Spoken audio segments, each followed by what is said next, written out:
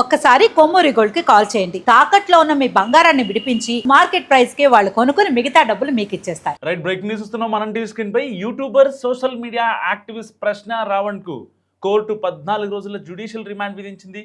ఈ నెల 18వ తేదీ వరకు ఆయనకు రిమాండ్ విధిస్తూ గన్నవరం న్యాయమూర్తి ఉత్తర్వులు జారీ చేశారు. ఉపా చట్టం సహా పలు చట్ట వ్యతిరేక చర్యలకు పాల్పడినట్టు ఆయనపై తీవ్రమైన ఆరోపణలు రావడంతో ఏపీలోని గన్నవరం పోలీస్ స్టేషన్లో కేసులు నమోదయ్యాయి. సో ఈ కేసుల ఆధారంగానే పోలీసులు ఆయన్ని అరెస్ట్ చేసి కోర్టు ముందు ప్రవేశపెట్టారు.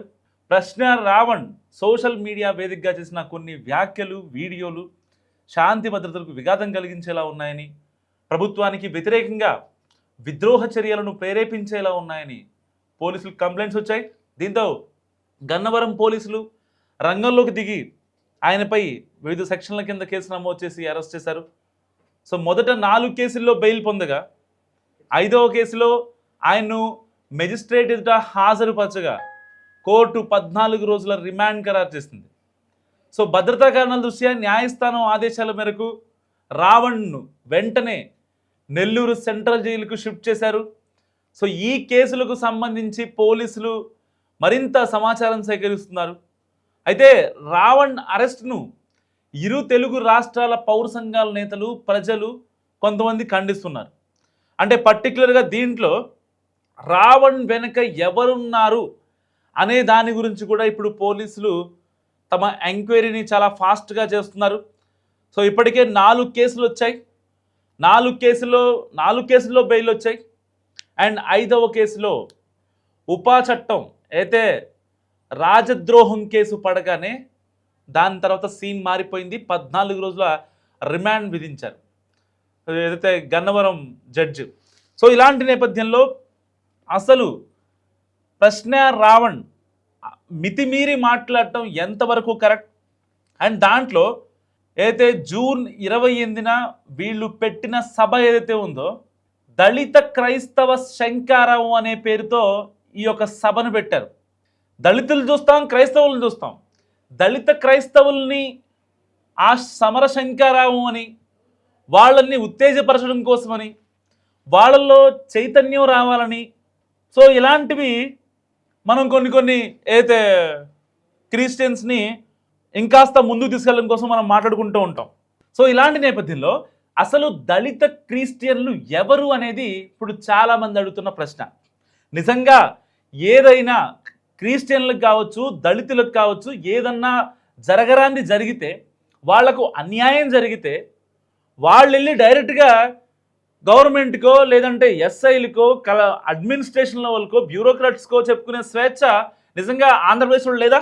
ఒకవేళ ఈ ప్రశ్న రావణ్ కావచ్చు, లేకపోతే ఇంకొకరు కావచ్చు, ఈ జడా శ్రవణ్ కుమార్ కావచ్చు, మాజీ జడ్జిగా ఉన్నటువంటి జడా శ్రవణ్ గారు కావచ్చు, సో ఇలా చాలామంది అదే వేదిక నుంచి అసందర్భ ప్రేలాపనలు యూజ్ చేశారు.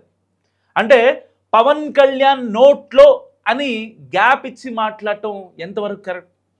ఇటు deputy speaker Raghu Rama Krishna Raju, deputy CM Pawan కళ్యాణ్పై, ఒక రాజ్యాంగబద్ధ పదవిలో ఉన్నటువంటి వాళ్ళపై నిజంగా వాళ్ళు ఏదన్నా మిస్టేక్ చేసి ఉంటేనో, లేదంటే మీరు తప్పు చేశారని మీ దాంట్లో ఒక వీడియో చేయండి. మీ యొక్క ఛానల్ ఉంది, దాంట్లో ప్రశ్న అనే పేరుతో ప్రశ్నిస్తున్నారు, ప్రశ్నించండి. కానీ ఆ ప్రశ్నకి ఎంత క్రెడిబిలిటీ ఉంది, ఎంత వ్యాలిడిటీ ఉంది అన్నది కూడా చాలా ఇంపార్టెంట్ ఇక్కడ. సో పర్టికులర్గా అయితే జూన్ 28న ఆ దళిత క్రైస్తవుల ఈ యొక్క సంఘం తరపున ఒక శంకారావం జరిగిందో, దాంట్లో దళితుల గురించి, క్రైస్తవుల గురించి, వాళ్ళ అభ్యుదయ పురోగతి గురించి, వాళ్ళ అభివృద్ధి గురించి, వాళ్ళ లక్ష్యాల గురించి ఎక్కడైనా డిస్కస్ చేశారా? కేవలం టార్గెట్ పవన్ కళ్యాణ్. ఎందుకు చేయాల్సి వచ్చింది అని చాలామంది ఇప్పుడు మాట్లాడుతున్న పరిస్థితి. ఒకరు కాదు, ఇద్దరు కాదు, కూటమి పెద్దలను టార్గెట్ చేయడం, లేదంటే రఘురామకృష్ణరాజుని ఇంత లావు ఉంటాడు, కోస్తే 2 ఊళ్ళకు సరిపోతాడని చెప్పి జడా శ్రవణ్ కుమార్ మాట్లాడటం నిజంగా ఎంతవరకు కరెక్ట్? సో ఈ ఎంటైర్ ఎపిసోడ్ పైన ఇప్పుడు ప్రశ్న రావణ్ వాళ్ళ వైఫ్ రియాక్ట్ అయింది. ఒక్కసారి ఆవిడ మాట్లాడిన మాటలు. అందరికీ నమస్తే అండి. ఏపీ గవర్నమెంట్కి ధన్యవాదాలండి. మమ్మల్ని మీరేం చేయాలనుకుంటున్నారో మాకు అర్థం కావట్లేదు. కానీ మా వారిని స్టేషన్ల మీద స్టేషన్లు తిప్పుతున్నారు. ఆయన నిజంగానే తప్పు మాట్లాడారంటే కేసుల మీద కేసు వేస్తున్నారు. వాటన్నిటికీ ఆయన బెయిల్స్ తెచ్చుకుంటున్నారు, మళ్ళీ వేస్తున్నారు, మళ్ళీ తెచ్చుకుంటున్నారు. బట్ ఎందుకండి ఇంత హెరాస్ చేస్తున్నారు? అవసరమా మీకు? ఒక మనిషి నోటి నుంచి ఒకళ్ళు మాట్లాడితే తప్పు, ఇంకొకరు మాట్లాడితే తప్పు కాదు అన్నప్పుడు ఇవే కేసులు పవన్ కళ్యాణ్ గారి మీద కూడా వేయాలి కదండి. ఆయన మాట్లాడిందే మా వారు మాట్లాడారు. మా కుటుంబం మొత్తాన్ని చంపేయాలనుకుంటే ఒకేసారి చంపేయండి. ఇలా కేసుల మీద రోజుకొకటి నాకున్న పసిపిల్ల చాలా బాధపడుతుంది. వాళ్ళ నాన్నగారు కావాలి అనేసి చాలా ఇబ్బంది పడుతుంది. నాకున్న చిన్న పాప చాలా ఇబ్బంది పడుతుంది. తన మొక్కవన్నా చూడండి, లేదా మా కుటుంబ సభ్యులు మేము అందరం ఒకేసారి చచ్చిపోతామండి. ఎందుకంటే నోట్లోంచి ఒక మాట వచ్చిన తర్వాత ఒకళ్ళు మాట్లాడితే తప్పు లేదు, ఇంకొకరు మాట్లాడితే తప్పు అన్నప్పుడు హింస పెడుతున్నారండి. మీరు కేసులు పెట్టట్లేదండి. ఒక కేసు అంటే సరేనండి, ఒక స్టేషన్ అంటే సరేనండి, బెయిల్ వస్తుంది మళ్ళీ తీసుకెళ్తున్నారు, బెయిల్ వస్తుంది మళ్ళీ తీసుకెళ్తున్నారు అంటే ఒకసారి ఆలోచించండి సార్. లేదా చంపేయండి, ఒకసారి చంపేయండి, అయిపోతుంది. ఇక మీరు ప్రశాంతంగా మీరు చేసుకోవచ్చు. మిమ్మల్ని ప్రశ్నించడమే మా వారు చేసిన తప్పు అయితే చంపేయండి. ఆయనతో పాటు మమ్మల్ని చంపేయండి. ఆయన ఒక్కడనే కాదు, ఆయనతో పాటు ఆయన కుటుంబం, నేను నా కూతురు, మమ్మల్ని కూడా చంపేయండి. ఇంతకు మించి మేమేమీ చెప్పలేమండి. మాఫింగ్ వీడియోస్ ఏంటండి? అలాంటి వీడియోస్ ఎక్కడన్నా పెడతారా అండి? అలాంటివి ఎక్కడన్నా ఉంటాయా? తప్పండి, మీరు చేసేది చాలా తప్పు. మాఫింగ్ వీడియోస్ చేయడం అనేది చాలా తప్పు. సో ఇప్పుడు ఆవిడ చెప్పింది విన్నారు కదా. ఆవిడ ఏం చెప్తుంది? నా బిడ్డ రావణ్ కోసం ఎదురు చూస్తుంది, ఆయన్ని ఇన్ని కేసుల్లో ఇంత ఇబ్బంది పెట్టడం నిజంగా కరెక్టా అని చెప్పి మాట్లాడుతున్నారు. సో వాస్తవానికి ఆవిడికి మాత్రం తెలీదా ప్రశ్న రావణ్ ఎందుకు అరెస్ట్ అయ్యాడో? ఆవిడికి తెలీదా? వాస్తవానికి మాట్లాడుకుంటే మనం అంటే ఇక్కడ ఒక ఇలకత మఫ్లియా నడుస్తుంది అనేది చాలా క్లారిటీగా అర్థమవుతున్న విషయం. అంటే ఎవరి భావాజాలానికి ఈక్వల్గా, ఎవరి సిద్ధాంతాలకి ఈక్వల్గా మాట్లాడుతున్నారు ప్రశ్న రావణ్ వెనక అసలు ఎవరు ఉన్నారు? సరే, మొన్నటిదాకా వాళ్ళ ఫ్రెండ్ ఆడియో కాల్ ఒకటి కొంచెం వైరల్ అయింది సోషల్ మీడియాలో. అసలు రావణ్ పేరు అసలు పేరు బచ్చలకూరి జోసెఫ్, వాళ్ళు చౌదరీసు అండ్ కన్వర్టెడా మరి అని చెప్పి మాట్లాడుతున్న పరిస్థితి. అంటే వేరే వేరే ఆఫీసుల్లో తన యొక్క కులాన్ని కూడా మార్చుకునేటువంటి సిచ్యువేషన్ ఇవాళ ప్రశ్న రావణ్ది. వాళ్ళ ఆఫీస్లో ఉన్నటువంటి కొలీగ్సే ప్రశ్న రావణ్ అలియాస్ జోసెఫ్ బచ్చలకూరి. బేసిక్గా బచ్చలకూరి అనేది ఒక ఎస్సీ కమ్యూనిటీకి సంబంధించినటువంటి ఇంటి పేరు. జోసెఫ్ మరి చౌదరి ఎలా యాడ్ అయింది? బచ్చలకూరి అనేది మీరు గూగుల్లో కూడా చూడవచ్చు, neutral platform, chat GPT, AI కూడా అడగండి. బచ్చలకూరి అనే ఇంటి పేరు బేసిక్గా ఒక ఎస్సీ కులానికి సంబంధించినటువంటి ఇంటి పేరు. ఏ కులాన్ని తక్కువ చేయడం కాదు, ఏ కులాన్ని ఎక్కువ చేయడం కాదు. అసలు ఇక్కడ కులాలు మతాలు అనేదే ఇక్కడ మళ్ళీ పాయింట్గా వస్తుంది. చాలామందికి అర్థం కావట్లేదు. అగ్రవర్ణాలు, దళితులు, దళిత క్రైస్తవులు ఏంటిదంతా అసలు? అంటే ఆ రోజున నిజంగా ఏదైతే అంబేద్కర్ గారు అప్పుడు నా చిన్నప్పుడు స్టోరీస్లో చెప్పేవాళ్ళు అనమాట. కొంతమంది పెద్దవాళ్ళు చెప్పేవాళ్ళు. అప్పట్లో అగ్రవర్ణాల బేపనోళ్ళు ఎవరైతే ఉంటారో వాళ్ళు వచ్చేసి ఎస్సీ ఎస్టీ వాళ్ళని వెనకాల వాళ్ళు నడుస్తుంటే వెనకాల తాటాకు పెట్టుకుని నడిపించుకునేవాళ్ళంట. అంటే వాళ్ళు నడిచినప్పుడు ఆ ఫుట్ ప్రింట్ పడద్దు కదా, ఆ ఫుట్ ప్రింట్ అదే ప్లేస్లో అగ్రవర్ణాల వాళ్ళు అడుగు వేయకూడదు అని వాళ్ళ వెనకాల తాటాకు కట్టేవాళ్ళంట, మొలతాడి తాటాకు కట్టేవాళ్ళంట. అంటే దానివల్ల వాళ్ళు ఏదైతే స్టెప్ వేస్తారో ఆ ఫుట్ ప్రింట్ మొత్తం ఎరేజ్ అయిపోద్ది వెనకాల తాటాకుతో. అంత దారుణంగా అప్పట్లో జరిగేవేట. సో దాన్ని కాదనుకొని ఇదంతా ట్రాష్. సో ఇకపై వచ్చే జనరేషన్స్కి ఇలాంటి పిచ్చి మరకలు అంటకూడదు, ఈ చరిత్ర వాళ్ళు మర్చిపోవాలి, ఇకపై ఉండకూడదనే కదా దాదాసాహెబ్ అంబేద్కర్ గారు రాజ్యాంగం రాసింది. చాలా నీట్గా రాశారు. సో ఆ చట్టాలని ఈ యొక్క క్రైస్తవులు, కొంతమంది క్రైస్తవులు, అందరు క్రైస్తవులు కాదు, చాలామంది క్రైస్తవులు మెసేజ్ పెడుతున్నారు. అసలు ప్రశ్న రావణ్ చెప్పిన మాటలకి మా క్రైస్తవ సంఘాలకి సంబంధం లేదు అని మాట్లాడుతున్నారు చాలామంది. మరి ఈయనెక్కడ క్రైస్తవుల్ని అభివృద్ధి చేయడం కోసం, వాళ్ళలో ప్రగతి కోసం పోరాడాడు? జూన్ 28 సభలో ఆయన ఈ క్రైస్తవుల గురించి, దళిత క్రైస్తవుల గురించి ఒక్క మాటనే మాట్లాడా? దేనికోసం పెట్టారు అలా సంఘం? దేనికోసం పెట్టారు ఆ మీటింగ్? ఆల్రెడీ ఆ సంఘం మీటింగ్ జరగడానికి ముందే ఇటు జడా శ్రవణ్ కూడా ఒక చిన్న మీటింగ్ ఏర్పాటు చేశాడు రాజమండ్రిలో. ఒక ఆడియో కాల్ బయటకు వచ్చింది జడా శ్రవణ్ది. ఒక్కసారి ఆడియో ప్లీజ్. ఈ దేశంలో రాముడి గురించి విమర్శిస్తే కేసులు పడతాయి. ఈ దేశంలో కృష్ణుడి గురించి మాట్లాడితే కేసులు పడతాయి. కానీ ఈ దేశంలో అల్లా గురించో జీసస్ క్రైస్ట్ గురించో మాట్లాడితే, ఒక అడుక్కు తినే కొడుకు మాట్లాడుతుంటే ఒక్క కేసు పడితే దాన్ని 24 గంటల్లో క్లాష్ చేసిన దిక్కుమాలిన ప్రభుత్వం ఆంధ్రప్రదేశ్ ప్రభుత్వంతో.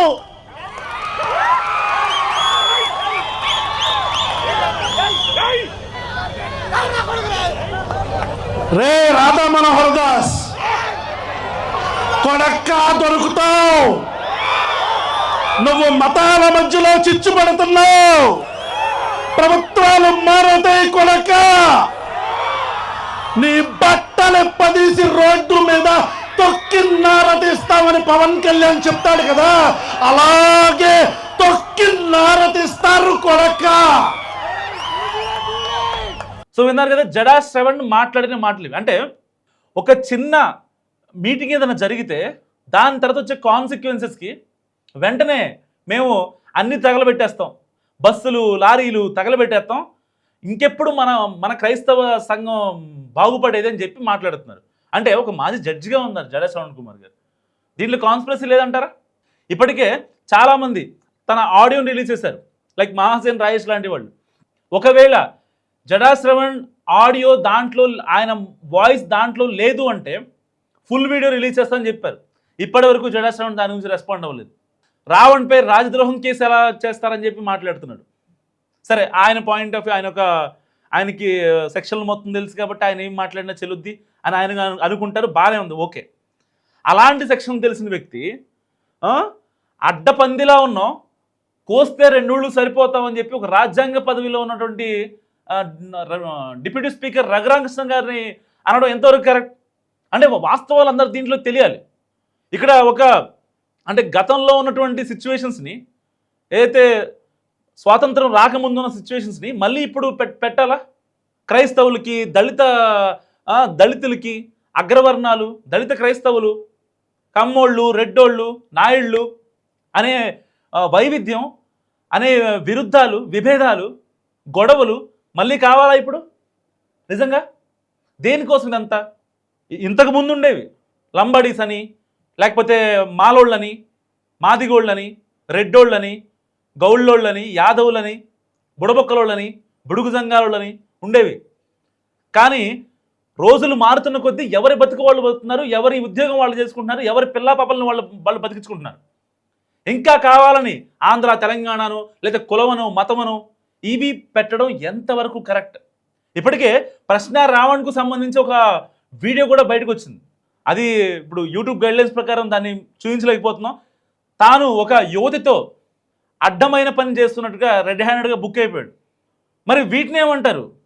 ప్రశ్న రావణ్ని సపోర్ట్ చేస్తున్నటువంటి, స్టార్టింగ్లో ప్రశ్న రావణ్కి ఒక రేంజ్లో హైక్ వచ్చేసింది, మామూలుగా కాదు.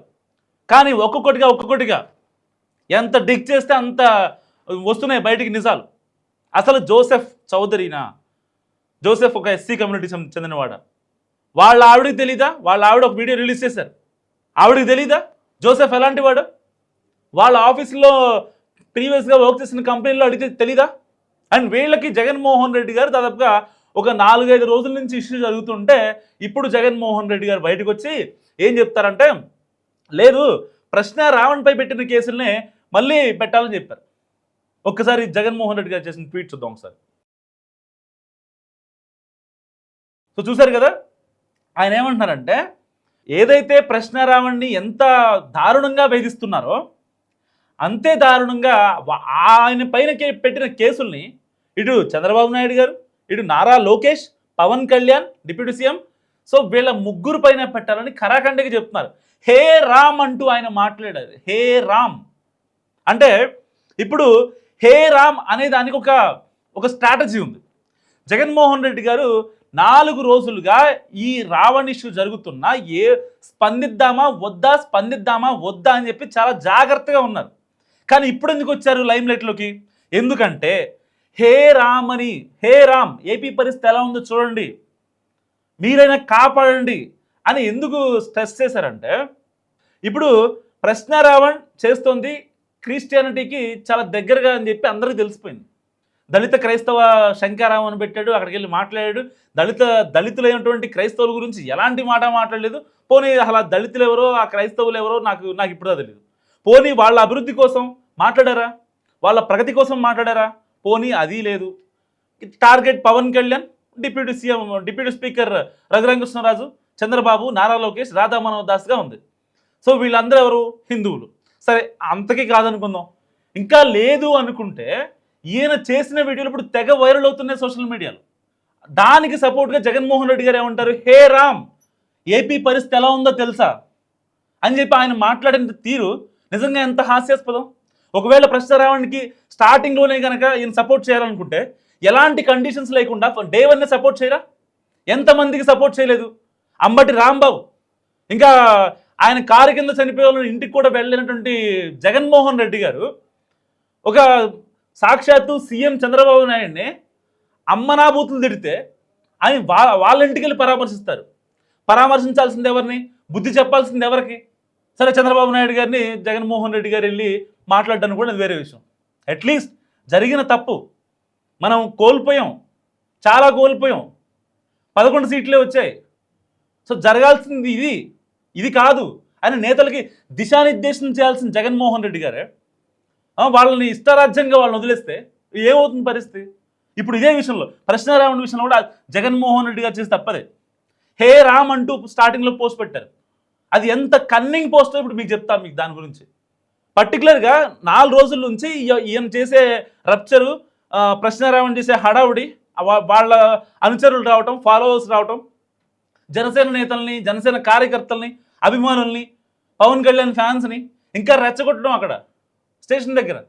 మళ్ళీ ఏమనంటే కోడిగుడ్లతో దాడి చేశారు, లేకపోతే ఆ పిఎస్ దగ్గర గోడలు దూకి లోపలికి వచ్చే క్రమంలో ఆ ప్రశ్న రావణ్ని కొట్టడానికి వస్తున్నారు అని చెప్పి వాళ్ళకి సంబంధించిన మీడియా ఛానల్స్లో మాట్లాడుకోవడం, ఎవరికి నచ్చినట్టు వాళ్ళు మాట్లాడుకుంటున్నారు. వాస్తవానికి ప్రశ్న రావణ్ వెనకాల ఎవరున్నారనేది మరి కాసేపట్లో తెలిసిపోద్ది. 14 రోజులు రిమాండ్ విధించారు. వేసింది మామూలు కేసు కాదు, ఉపా చట్టం, రాజద్రోహం కేసు. ఒకవేళ శిక్ష కనుక ప్రూవ్ అయితే ఉరి శిక్ష కూడా పడే అవకాశం ఉంది. ఇది నేనుగా చెప్పేది, జడా శ్రవణ్ కుమార్ గారు చెప్పారు. ఆయన మాజీ జడ్జి, ఆయన తెలియని లెక్కల బొక్కలు కాదు ఇవన్నీ. సో ఇలాంటి నేపథ్యంలో హే రామ్ అంటూ జగన్మోహన్ రెడ్డి గారు చేసిన ట్వీట్ హిందూ వాళ్ళని కోల్పోకుండా, ఎందుకంటే బేసిక్గా జగన్మోహన్ రెడ్డి గారికి ఇటు క్రిస్టియన్ కమ్యూనిటీలో చాలా సాలిడ్ ఓటు బ్యాంక్ ఉంది. సో ఆ ఓటు బ్యాంకు ఎలాగైనా సరే పోకుండా, అండ్ నేను డైరెక్ట్గా క్రిస్టియన్స్కి సపోర్ట్ చేశానని చెప్తే హిందువుల్లో కొంచెం ఎస్కలేషన్స్ వచ్చే అవకాశం ఉంది. వాటికి కూడా ఎలాంటి తావు లేకుండా హే రామ్ అంటూ ఆయన ట్వీట్ చేశారు. నిజంగా సోషల్ యాక్టివిస్ట్ అనే పదానికి అర్థం ఏంటి? మీకు మాట్లాడే హక్కు ఉంది, ప్రశ్నించే హక్కు ఉంది, వీడియోలు చేసే హక్కు ఉంది. సరే మీరు అసలు జర్నలిస్టా, లేకపోతే యూట్యూబరా, కంటెంట్ క్రియేటరా, డిజిటల్ క్రియేటరా ఎవరికి తెలీదు. గతంలో కూడా ప్రశ్నించానంటారు, నేను సెక్యులర్ అంటారు, నాస్తికుని అంటారు. ఏంటి అసలు మీరు ఏ కులానికి, ఏ వర్గానికి చెందినవారు? ఎందుకంటే ఎవరి కులాన్ని, ఎవరి మతాన్ని అనడానికి ఎవరికీ హక్కు లేదు బేసిక్గా, అన్లెస్ వాళ్ళు మనసులో మాట చెప్పేంత వరకు.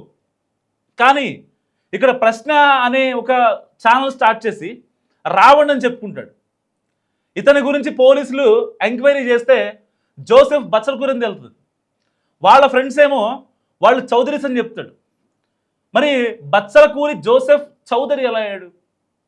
బచ్చలకూరి ఆబ్వియస్లీ ఒక ఎస్సీ కమ్యూనిటీకి సంబంధించినటువంటి ఇంటి పేరు, దానికి చౌదరి ఎలా అయింది? లేదంటే వాళ్ళ నాన్న కావచ్చు, వాళ్ళ తాత కావచ్చు, ఎవరన్నా చౌదరీస్ అయి ఉండాలి, అంతే కదా మనకు తెలిసిన ఇన్ఫర్మేషన్ ప్రకారం. అంతకు మించి ఛాన్స్ లేదు. కన్వర్ట్ అయి ఉండాలి, లేదంటే వాళ్ళ తాతో వాళ్ళ నానో అయి ఉండాలి.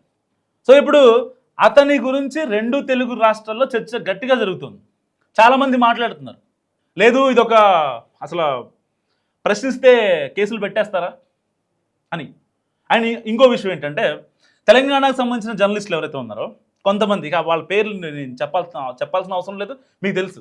వాళ్ళు మాట్లాడే మాటలు ఏంటంటే, ప్రశ్న రావండి కావచ్చు, కేవీఆర్ జర్నలిస్ట్ కేవీఆర్, ఆయన ఉస్మానియా యూనివర్సిటీలో మరి గోల్డ్ మెడలిస్ట్ ఏదో అంట కేవీఆర్ గారు. సరే ఆయన జర్నలిస్టే, ఆయన ఒప్పుకుందాం. సరే ఈ రావణ్ అంటే యూట్యూబర్, వదిలేద్దాం, జర్నలిస్ట్ కదా. ఓకే, మీరు ఒక పార్టీకి సేవ చేద్దాం అనుకున్నారు, ఒక పార్టీ ముద్ర మీ మీద వేసుకుందాం అనుకుని ఫిక్స్ అయిపోయారు. ఓకే ఫైన్, అంతవరకు బాగానే ఉంది. మరి అక్కడ నుంచి ఒక పార్టీకి మీకు ఫండ్ చేస్తుందంటే, ఒక పార్టీకి సంబంధించిన వ్యక్తులు మీకు సపోర్ట్గా ఉన్నారంటే ఆబ్వియస్లీ మీరు రిస్క్ తీసుకోవాలి కదా. మీరు మాట్లాడిన మాటలు ఎన్ని బూతులు ఉన్నాయి మీ మాట్లాడిన మాటల్లో, ఎంతమందిని తిట్టారు మీరు? అసలు జర్నలిస్ట్ కేవీఆర్ అనే వ్యక్తి ఏ ఛానల్లో, ఏ శాటిలైట్ ఛానల్స్లో, ఏ వార్తాపత్రికల్లో చేశాడో ఎవరికీ తెలియదు.